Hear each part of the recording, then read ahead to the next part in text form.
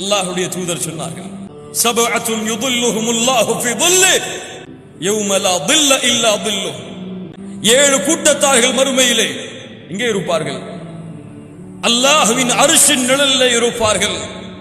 அவர்களுக்கு நிழல் இல்லை, அல்லாஹ்வின் அர்ஷின் நிழலை தவிர. அதிலே ஒரு கூட்டம் யார்? ஒரு அழகுள்ள, ஒரு குடும்பம் உள்ள ஒரு பெண் தன்னை தவறான இச்சைக்கு அழைத்தாலும் என்ன சொல்லுவார்? என்ன சொல்லுவார்? இன்னி அகாஃபுல்லாஹ், அல்லாஹுவை நான் பயப்படுகிறேன், அல்லாஹுவை நான் அஞ்சுகிறேன். அல்லாஹ் என்னை பார்க்கின்றானே, அவன் பார்வையில எப்படி நான் பாவம் செய்ய முடியும்? என் தந்தை பார்த்தால் பாவம் செய்வதில்லை, என் தாய் பார்த்தால் பாவம் செய்வதில்லை, என் பிள்ளைகள் பார்த்தால் பாவம் செய்வதில்லை, என் ஆசிரியர் பார்த்தால் பாவம் செய்யவில்லை, என் பள்ளியில இமாம் பார்த்தால் பாவம் செய்யவில்லை.